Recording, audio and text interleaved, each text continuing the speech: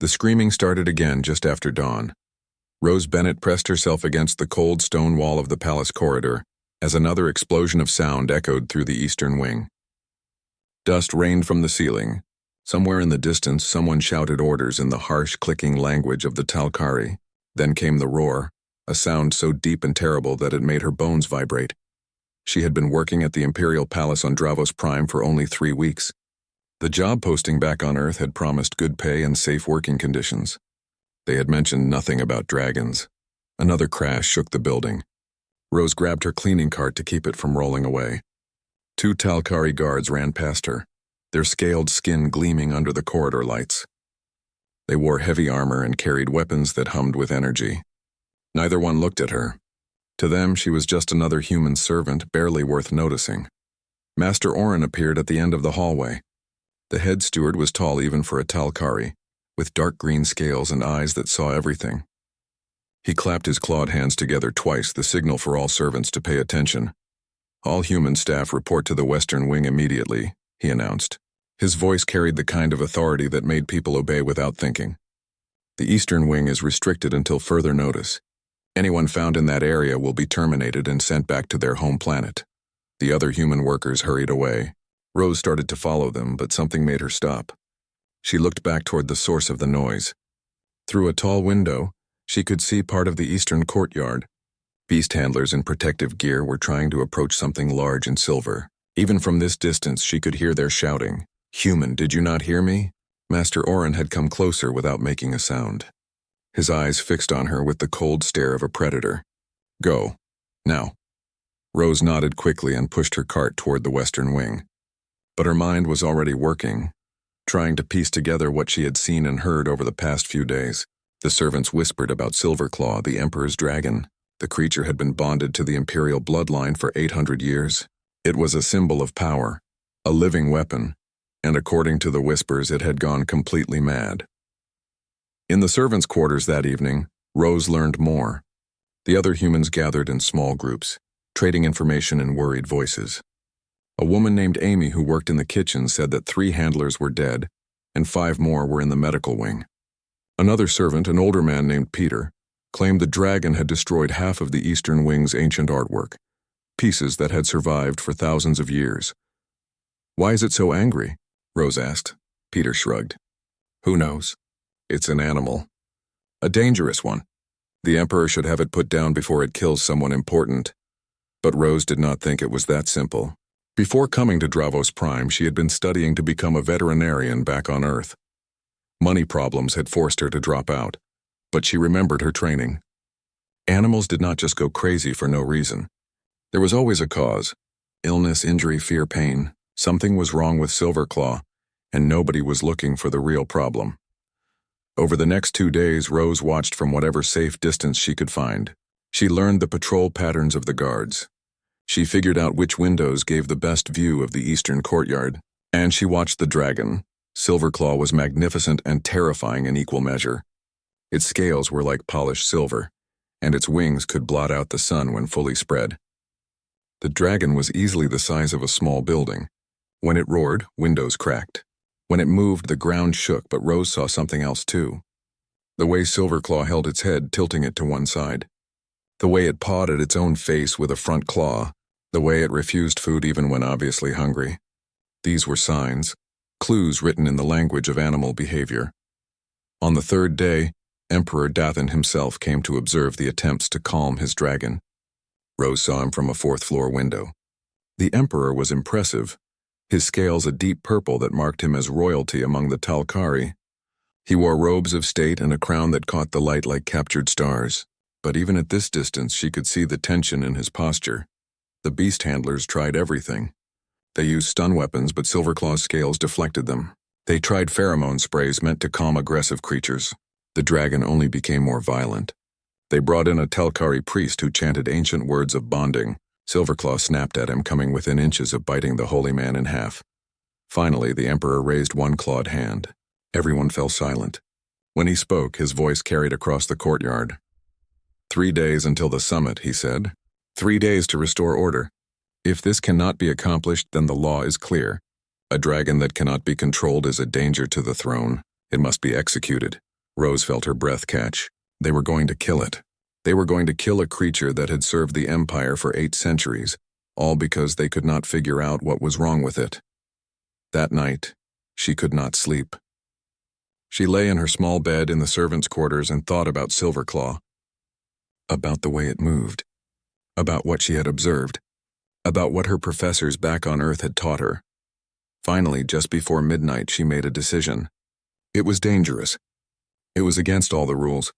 It would probably get her fired and sent home if it did not get her killed first. But Rose had not come all the way across the galaxy to watch a suffering creature die because nobody bothered to really look at what was wrong. She got out of bed and began to gather supplies. Tomorrow, she would do something that no one in the Talkari Empire had ever considered. She would try to help the dragon not by forcing it to obey, but by treating it with kindness. It was completely unthinkable, which meant it just might work. The palace library was empty at 3 in the morning. Rose moved quietly between the tall shelves, her flashlight making strange shadows on the walls. She had stolen a cleaning badge that gave her access to most areas after hours. So far, nobody had stopped her.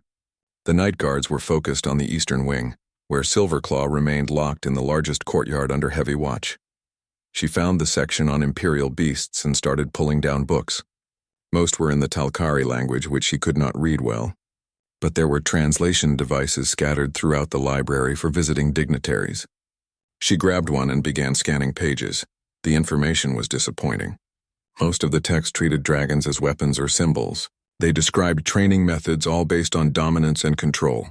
They listed battle tactics and ceremonial purposes. But there was almost nothing about dragon health, dragon medicine, or dragon anatomy. It was like trying to learn about dogs by only reading military manuals. Rose rubbed her tired eyes and kept searching. Finally, in an older book with a cracked spine, she found a basic diagram: dragon skull structure, dragon jaw mechanics, and there, in a small note at the bottom of the page, a single line that made her heart race. Dragons grow teeth continuously throughout their lives, similar to Earth sharks. She sat back thinking. Continuous tooth growth meant continuous tooth replacement, and if something went wrong with that process, if a tooth became impacted or infected, it would cause constant pain, the kind of pain that would make any creature aggressive and unpredictable. Over the next day, Rose continued her secret observation. She traded shifts with another servant to work in areas closer to the eastern wing. She volunteered for tasks nobody else wanted, just to get a better view. And she watched Silverclaw carefully, documenting everything in a small notebook. The dragon kept pawing at the right side of its jaw. It turned its head in ways that suggested sensitivity to touch. When handlers approached from the right, Silverclaw reacted more violently than when they came from the left. All the signs pointed to one thing: dental pain, probably an infection. The problem was convincing anyone to listen to her. She was a human, the lowest rank in the palace hierarchy. She was a cleaning servant, not a beast handler or imperial physician, and she had no proof beyond observation and instinct. But time was running out. The diplomatic summit would begin in less than 2 days. This morning, Rose had overheard Master Orin discussing execution protocols with the head of palace security. They were making actual plans to kill Silverclaw. She had to act now, tonight, before it was too late. Rose spent the afternoon gathering supplies. She raided the medical storage room where supplies for human servants were kept, taking antibiotics, numbing gel, and bandages. From the kitchen, she stole 3 large cuts of the expensive meat that was normally served to high-ranking officials. The meat was from some alien creature, but it smelled decent enough. Hopefully, dragons were not picky eaters. As the sun set, Rose made her way toward the eastern wing. Her heart hammered in her chest. Her hands shook slightly as she carried her bag of supplies. This was insane. This was the kind of stupid decision that got people killed, but she could not stand by and do nothing. She had almost reached the restricted corridor when a voice stopped her cold. "What do you think you are doing?" Master Orin stepped out of a side passage. His eyes gleamed in the dim light and his scales seemed to darken with anger. Behind him stood 2 guards, both armed. "I need to see the dragon," Rose said. Her voice came out steadier than she felt. "Absolutely not. I gave clear orders. The eastern wing is forbidden to all servants." Master Orin took a step closer. "You will return to your quarters immediately, or I will have you arrested and deported." Rose straightened her spine. The dragon is sick. Not crazy, sick. It has a dental infection, probably an impacted tooth. That's why it's aggressive. That's why nothing is working. You are trying to control it when you should be trying to help it. Master Orin stared at her for a long moment. Then he laughed, a harsh clicking sound. A human servant thinks she understands the Emperor's dragon better than 800 years of imperial tradition? This is absurd. It's true. I've been watching. I know the signs. If someone would just examine its mouth properly. Enough. Master Orin waved one clawed hand dismissively. Guards, escort this human back to the servants' quarters. She is confined there until I decide her punishment. The guards moved forward. Rose's mind raced, searching for anything that might help. And then she heard footsteps behind Master Orin. Different footsteps, heavier. More important. Emperor Dathon emerged from the shadows. Everyone immediately dropped into low bows. Rose did the same, her heart now beating so hard she thought it might burst. The Emperor of the Talkari Empire stood less than 10 feet away from her. One word from him, and she would be on a ship back to Earth in chains. Or worse, I heard voices, the Emperor said quietly. His purple scales seemed to absorb the light rather than reflect it. What is happening here? Master Orin began explaining, describing Rose as an insubordinate servant who had broken protocol and made ridiculous claims about Silverclaw. But the Emperor raised one hand, cutting him off mid-sentence. Let the human speak. Rose lifted her head. This was her only chance. She explained what she had observed using simple terms and avoiding medical jargon. She described the symptoms, the behavior patterns, the signs of pain rather than madness. She explained about tooth growth in earth animals and drew parallels to what she had read about dragons. When she finished, silence filled the corridor. You believe you can help Silverclaw? The Emperor finally asked. I believe I can try, Rose said. What you are doing now is not working. Tomorrow you will kill the dragon. What do you have to lose by letting me try something different tonight? Emperor Dathon studied her with eyes that had ruled an empire for decades. Rose felt like those eyes could see straight through her, reading every fear and hope she carried. Master Orin, take the human to Silverclaw, the Emperor said at last. We will observe from a safe distance. If she is correct, we will reward her. If she is wrong, she will die. Either way, we will have an answer, Rose swallowed hard. There was no backing out now. She picked up her bag of supplies and followed Master Orin toward the eastern wing, toward the dragon, toward a confrontation that would either save a life or end her own. Behind her, she heard the Emperor speak one more time, so quietly she almost missed it. For your sake, human, I hope you know what you are doing. So did Rose, so did she. The doors to the eastern courtyard were massive slabs of reinforced metal. Rose stood before them, trying to control her breathing. Through the small observation window, she could see Silverclaw pacing back and forth. The dragon's movements were agitated, angry. Its tail swept across the ground, leaving deep gouges in the stone. Every few seconds, it would shake its head violently, like something was bothering it. Last chance to reconsider, Master Orin said from behind her. His tone suggested he hoped she would refuse, that this whole thing would end before it began. Rose shook her head. Open the doors. The guards worked the mechanism. The doors swung inward with a groan of metal. Rose stepped forward into the courtyard. Behind her, she heard the doors close and lock. She was alone now. Alone with a creature that had killed 3 trained handlers in the past week. Silverclaw noticed her immediately. The dragon spun around, its silver scales catching the moonlight, its eyes huge and golden fixed on her small human form. The dragon's mouth opened slightly, revealing rows of teeth as long as her forearm. Rose did not run. Running would trigger the chase instinct. Instead, she slowly lowered herself to the ground and sat cross-legged. She placed her bag beside her but did not reach for it yet. She just sat there, making herself as small and non-threatening as possible. Silverclaw tilted its head, confused. This was not how creatures usually acted in its presence. Usually they attacked or fled. This tiny being was doing neither. Hello, Rose said softly. I am sorry you are hurting. I would like to help if you will let me. The dragon snorted and a small puff of smoke came from its nostrils. It took 2 steps forward. Then it stopped, watching her. Rose began to hum. It was an old song her grandmother used to sing, something about mountains and rivers. She had no idea if dragons liked music. She had no idea if this would work at all. But her professors had always taught that tone mattered more than words when dealing with frightened animals. Calm, steady, predictable. Minutes passed. Silverclaw continued to watch her, but the dragon did not attack. Slowly, carefully, Rose reached into her bag and pulled out one of the pieces of meat. She placed it on the ground in front of her, then scooted backward a few feet. "I brought you something," she said, still keeping her voice low and gentle. "I bet you have not eaten much lately. Hard to eat when your mouth hurts, right?" Silverclaw's nostrils flared, scenting the meat. The dragon took another step forward, then another. It moved with surprising grace for something so large, each footfall deliberate and careful.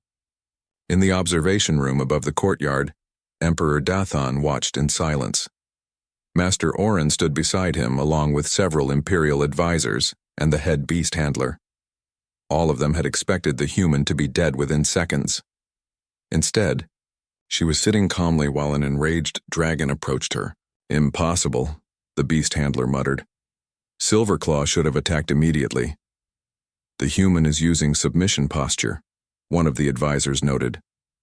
"But more than that. Watch her body language. She shows no fear."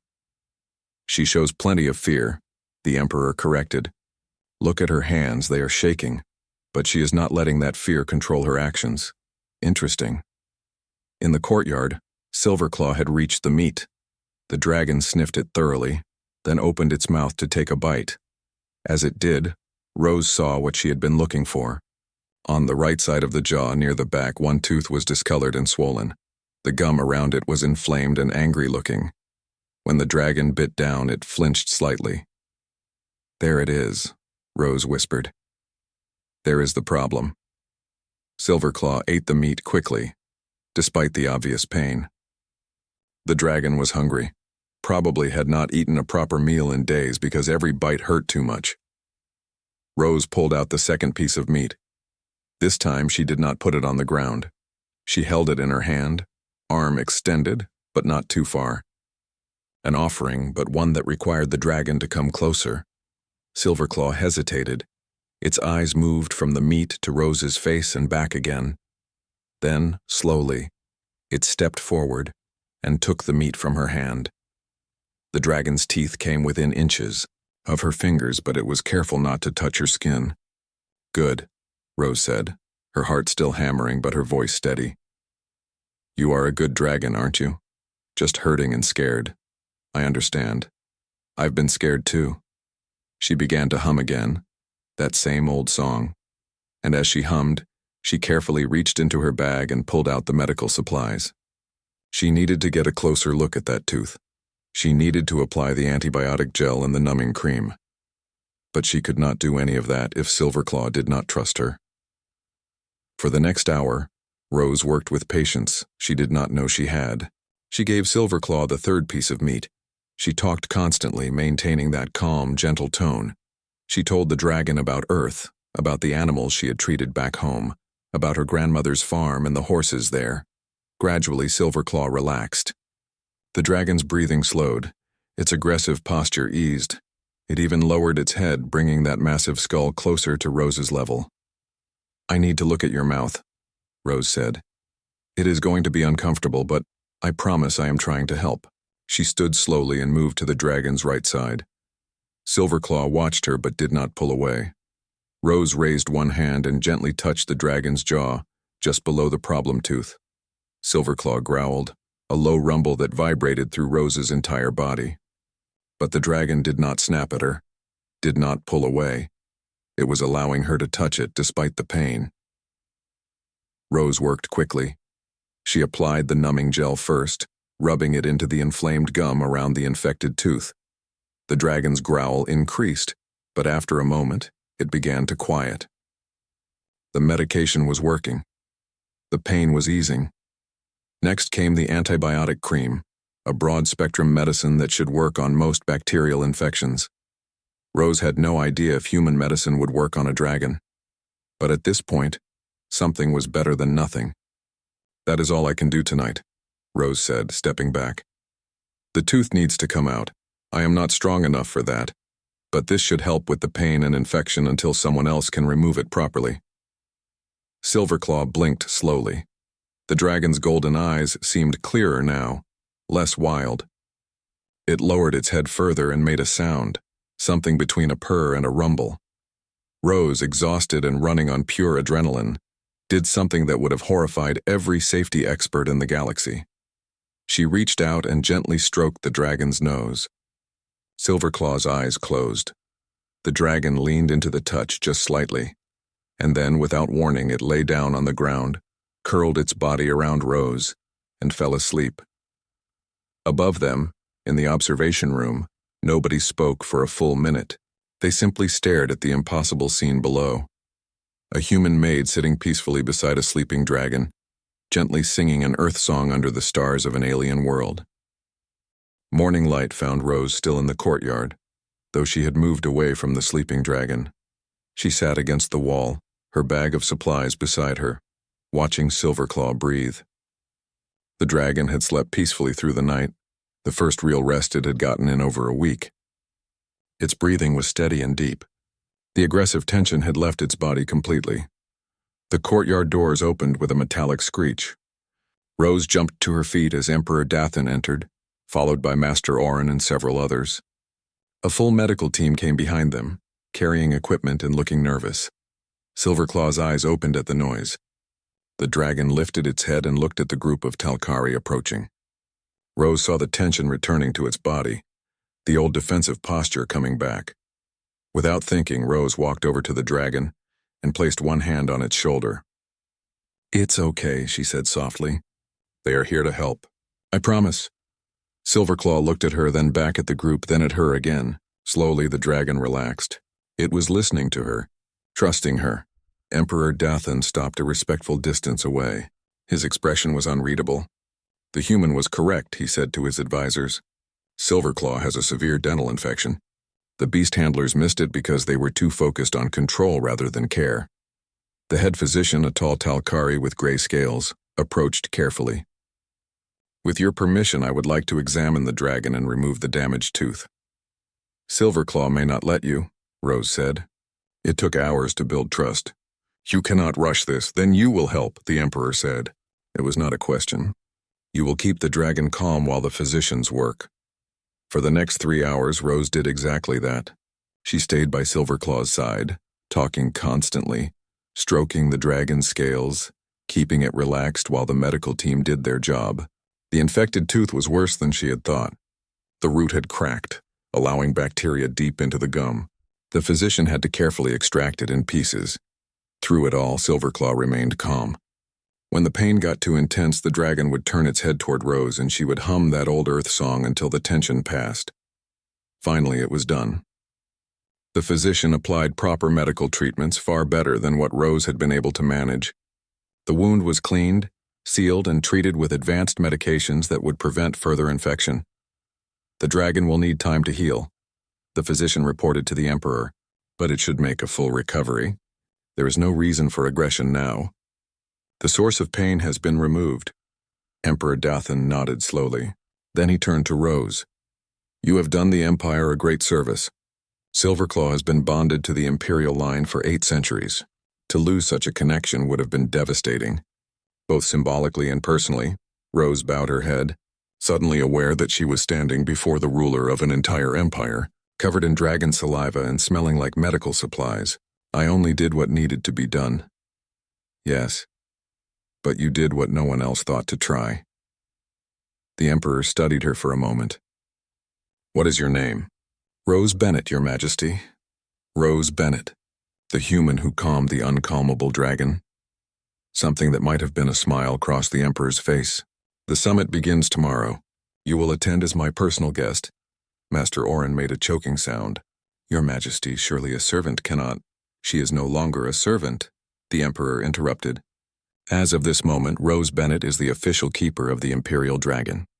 She will have appropriate quarters, appropriate compensation, and appropriate respect. Does anyone object?" Nobody objected, at least not out loud. But Rose would learn over the next few days that not everyone was happy about what had happened. The traditional beast handlers felt insulted, their expertise questioned by a human with no formal training. Some of the court officials thought it made the Empire look weak, relying on alien methods, and there were whispers, always whispers, about whether humans could really be trusted with such important roles. The loudest opposition came from General Kavak, a military commander with dark red scales and a reputation for traditional views. He cornered Rose in the palace gardens 2 days after the incident. "You got lucky," he said bluntly. "Nothing more." The dragon was weak from pain. Any idiot could have approached it in that state. Rose, who was learning to navigate palace politics quickly, simply nodded. "Perhaps you are right. I am right. And when the summit is over, when things return to normal, we will see how long this little experiment lasts. Humans do not belong in positions of imperial importance. You are soft, weak. You lack the strength needed to truly command respect." He walked away before Rose could respond, but his words stayed with her. They echoed in her mind during the formal preparations for the summit, during the fittings for the new clothes she was required to wear, during the endless protocol lessons Master Orin grudgingly gave her. The night before the summit, Rose visited Silverclaw one more time. The dragon was healing well. The swelling in its jaw had gone down. It was eating normally again, and the aggressive behavior had disappeared completely. "Tomorrow is going to be complicated," Rose told the dragon, sitting beside it in the courtyard. "Lots of important people from lots of different planets. The Emperor wants you to do the ceremonial flight. Show everyone that you are healthy and strong again." Silverclaw made a soft rumbling sound and nudged her gently with its nose. "I know you will do great," Rose continued, "but I am worried about what comes after. Some people are not happy about me being here. They think humans are too weak to work with creatures like you. They think compassion is the same as weakness." The dragon settled its head on the ground beside her, close enough that Rose could feel the warmth radiating from its scales. "But maybe that is okay," Rose said quietly. "Maybe it is good that they underestimate us. Earth taught humanity a lot of things. We learned to befriend wolves and turn them into dogs. We learned to earn the trust of cats even though cats do not need us. We learned that partnership is stronger than dominance, that patience beats force, that understanding wins over control." She looked up at the stars, thinking about home. About Earth so far away, about all the humans who had come before her, who had learned these lessons through thousands of years of living alongside animals. "We will show them," Rose said, "not with strength or aggression. We will show them by being exactly what they think makes us weak.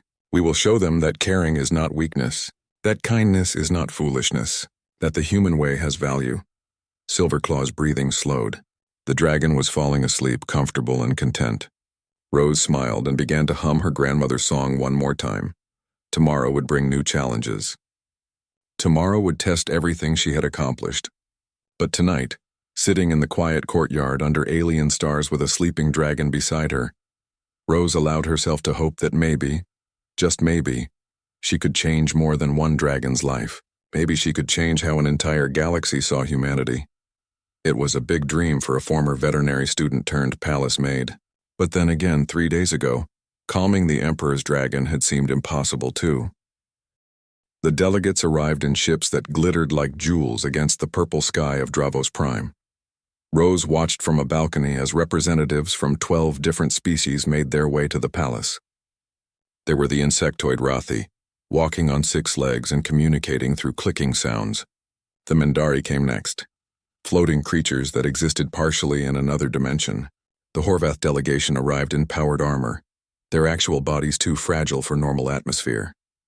Each species brought their own customs, their own expectations, their own prejudices, and all of them would be watching when Silverclaw performed the ceremonial flight. Rose wore formal clothes now, not a servant's uniform. The outfit was a compromise between human and Telkari styles, designed by palace tailors who had never dressed a human before. It was uncomfortable and strange, but it marked her as someone important, someone with a role to play. "Are you ready?" Emperor Dathan appeared beside her.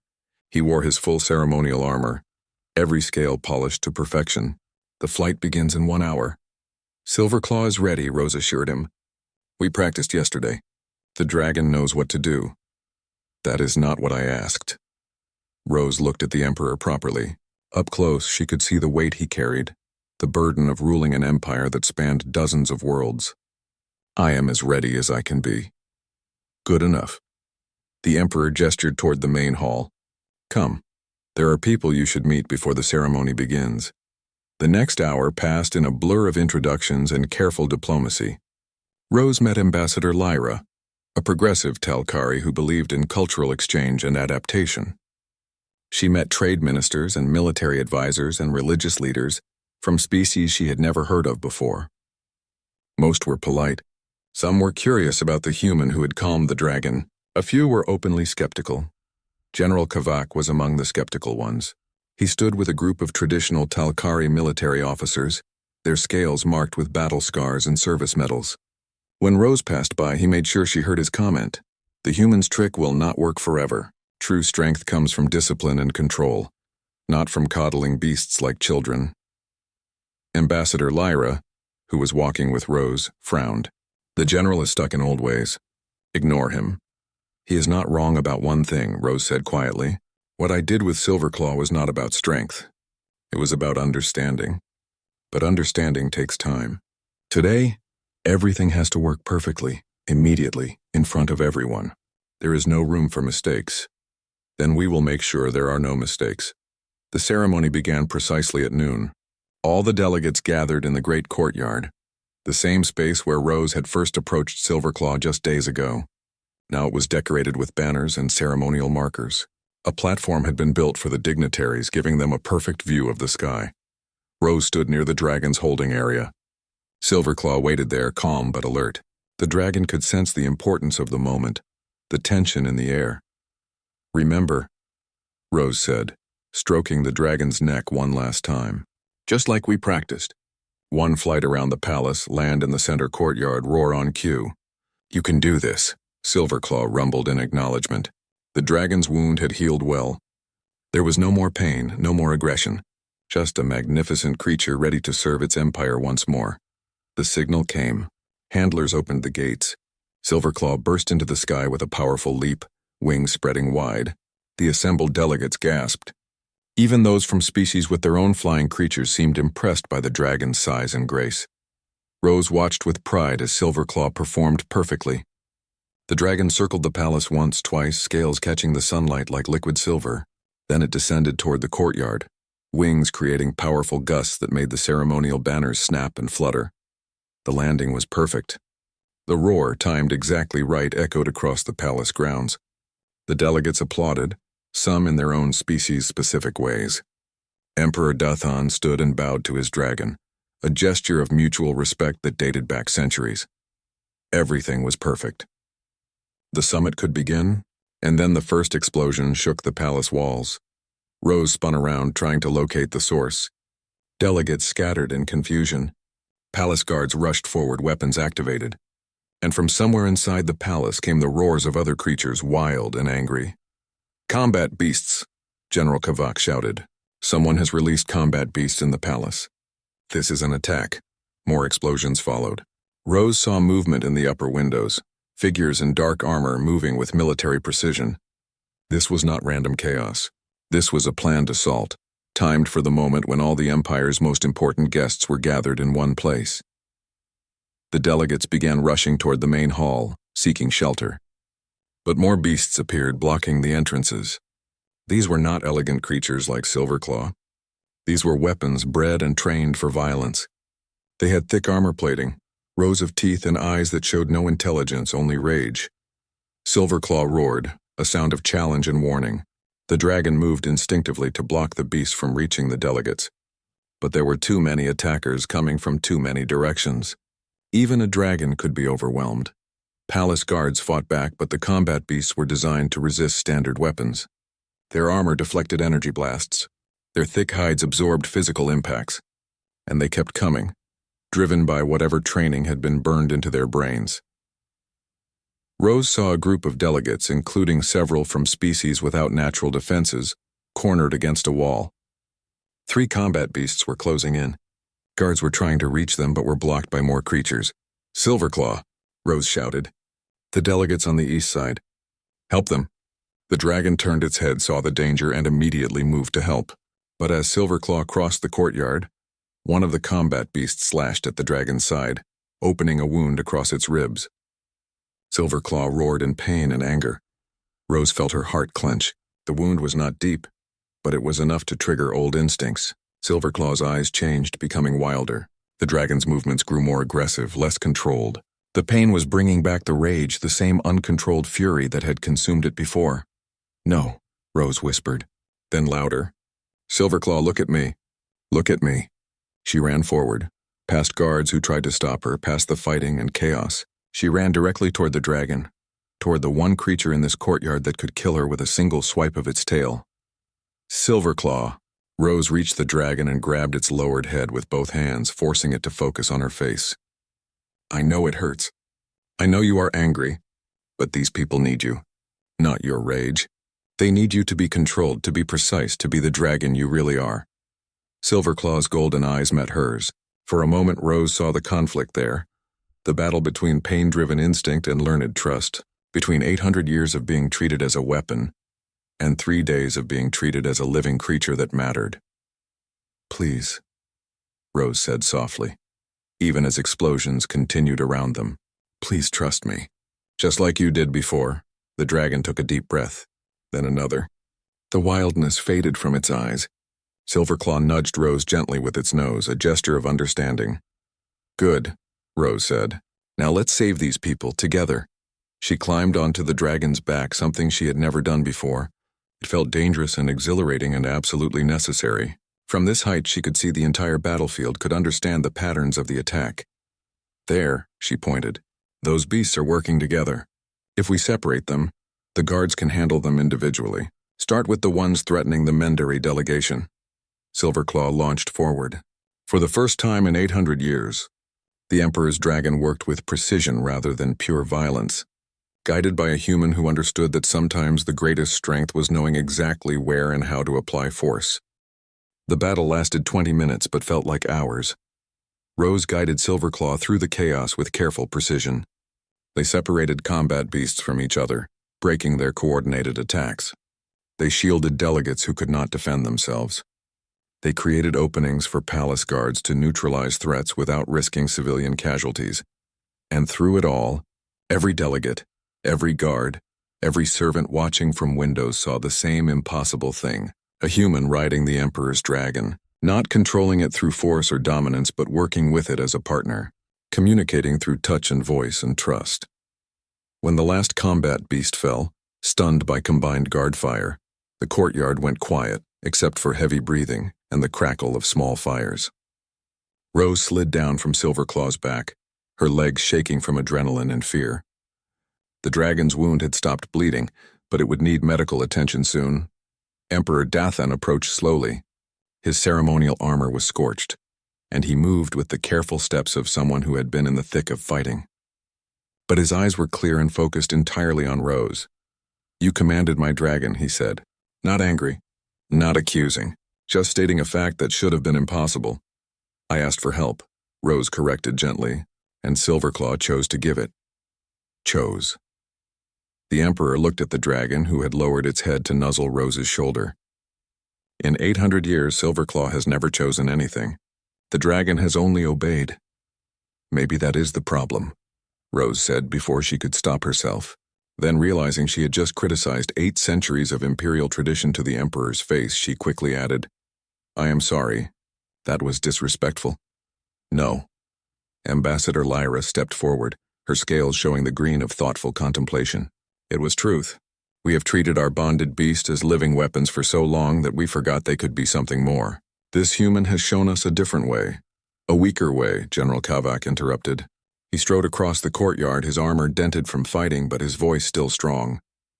"The human got lucky. The dragon was already calm from having its pain treated. Today proves nothing except that sometimes kindness works on wounded creatures. That is not a foundation for an empire." "Then perhaps you would like to demonstrate the traditional way," Rose said, surprised by her own boldness. "Silverclaw is wounded again now. The fighting has triggered stress. Why don't you show everyone how the old methods work?" The courtyard fell silent. Everyone understood what Rose was suggesting. A direct challenge. A test of philosophies. General Kavak's scales darkened with anger. But he had no choice except to accept. To refuse would be to admit weakness in front of foreign delegates. Very well. I will calm the dragon properly, using discipline and control as it should be done. Rose stepped back. Silverclaw watched the general approach, head raised, posture tense. The dragon recognized this type of approach. 800 years of similar interactions had taught it what to expect. General Kavak used all the traditional techniques. Commands in the ancient tongue. Dominant body language. Direct eye contact meant to establish hierarchy. The general was skilled. There was no doubt about that. He had probably trained with imperial beasts for decades, but Silverclaw did not calm. If anything, the dragon became more agitated. Old training said to submit. Recent experience said submission had brought nothing but pain. The conflict showed in every movement, every shift of weight, every twitch of the tail. After 5 minutes, General Kavak stopped. He was breathing hard and his posture showed frustration. The dragon is too stressed from battle. This is not a fair test. Then let me try, Rose said quietly. She approached Silverclaw the same way she had that first night. Slowly, carefully, making herself non-threatening. She began humming her grandmother's song, the one Silverclaw now associated with safety and healing. The dragon's posture changed immediately. The tension flowed out of its muscles. Silverclaw lowered its head not in submission but in greeting, in recognition of someone who had proven trustworthy. Rose checked the dragon's wound, applied pressure to stop the residual bleeding, spoke gentle words of comfort. Within 2 minutes, Silverclaw was calm enough that the medical team could approach to treat the injury properly. The delegates watched in absolute silence. Even General Kavak had nothing to say. Emperor Dathan stepped forward, and when he spoke, his voice carried across the entire courtyard. Today we have seen many things. We have seen a cowardly attack on a peaceful gathering. We have seen bravery from guards and delegates alike. But most importantly, we have seen a truth that our empire has forgotten. He turned to face all the assembled representatives. For 800 years we have believed that strength comes only from dominance. That control requires force. That power must be taken and held through superior might. Today a human has shown us a different path, not through weakness but through understanding, not through force but through partnership. The Emperor looked directly at Rose. Rose Bennett, you have saved not just my dragon but potentially dozens of lives during this attack.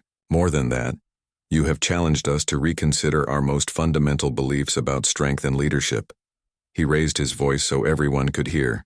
I hereby establish the Interspecies Bond Program, with Rose Bennett as its founding director. This program will study and teach methods of working with creatures and beings through cooperation rather than domination. It will be open to all species interested in learning these techniques. Ambassador Lyra stepped forward immediately. The Progressive Council fully supports this initiative. We believe it represents the future of interspecies cooperation. Other delegates began expressing interest. The Mendari representative floated forward, their translator device speaking in melodic tones about how their species had always valued harmony over conflict. Even the Horvath, usually focused purely on military applications, admitted interest in techniques that might improve their own beast-handling protocols. General Kavak stood apart from the growing enthusiasm. His expression was difficult to read, but Rose saw something that might have been respect mixed with his obvious disapproval. Later, after the wounded had been treated and the delegates settled into protected quarters, Rose found herself alone with the general in one of the palace corridors. You think you have won? He said bluntly. I do not think this was about winning, Rose replied. It was about finding a better way, a human way, a compassionate way, which humans happen to be good at because our entire history has been about learning to live alongside creatures that could kill us. We domesticated wolves into dogs not by beating them into submission, but by forming partnerships. We earned the trust of horses, cats, birds, and hundreds of other species, not because we were stronger than them, but because we learned to understand them. General Kavak studied her for a long moment. You realize that your methods will not work for everything. There are situations that require force. There are creatures and beings that respect only strength. I know, Rose said. I am not saying the old ways should be completely abandoned. I am saying that maybe they should not be the only way. Maybe there is room for both approaches. Maybe true strength is knowing when to use force and when to use understanding. Something shifted in the general's expression. Perhaps Perhaps there is wisdom in balance. He started to walk away, then paused. You are brave for a human. Foolish, but brave. That combination may actually be useful. Rose smiled. It was not exactly a warm compliment, but from someone like General Kavak, it might be the closest thing to approval she would ever receive. The next few weeks passed in a whirlwind of activity. The summit continued with heightened security but renewed purpose. The attack had been traced to a radical faction opposed to interspecies cooperation, and their capture had actually strengthened support for Ambassador Lyra's progressive agenda. Rose found herself teaching constantly. Delegates from various species wanted to learn her methods. Even some of the traditional Talkari beast handlers, swallowing their pride, asked for demonstrations. Silverclaw healed quickly and seemed to enjoy the attention. The dragon had become a symbol of the new cooperation, proof that old ways could adapt and improve. On the final night of the summit, Rose stood in the same courtyard where everything had changed. Silverclaw lay beside her, comfortable and content. Above them, the stars of a dozen different homeworlds sparkled in the alien sky. You know what is funny? Rose said to the dragon. A month ago, I was just a failed veterinary student cleaning floors. I came here because I needed money. I never imagined any of this. Silverclaw made a soft rumbling sound that Rose had learned meant contentment. But I guess that is how change happens, she continued.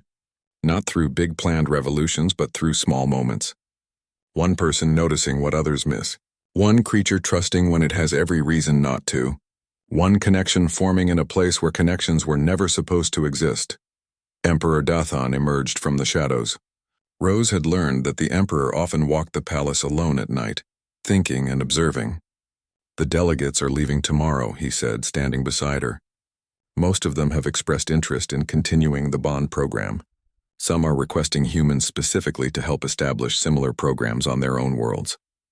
That is good, Rose said. Humanity has a lot to offer in this area.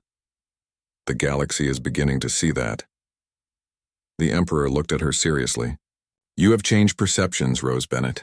Not just of dragons, but of humans. Your species has been seen as weak, too emotional, too soft for the harsh realities of galactic politics. But you have shown that these qualities can be strengths, not weaknesses. Rose thought about Earth so far away, about all the humans who would hear this story and see new possibilities, about the barriers being broken and the connections being formed. We are not weak, she said quietly. We are just strong in different ways. And maybe, just maybe, the galaxy needs those different kinds of strength. Silverclaw lifted its head and roared softly into the night sky. Not a battle cry, not a display of dominance, just a sound of presence, of connection, of a future where understanding mattered as much as force. And across the galaxy, on a dozen different worlds, people looked up at the same stars and wondered what other impossible things might become possible when species stopped trying to dominate each other and started trying to understand instead.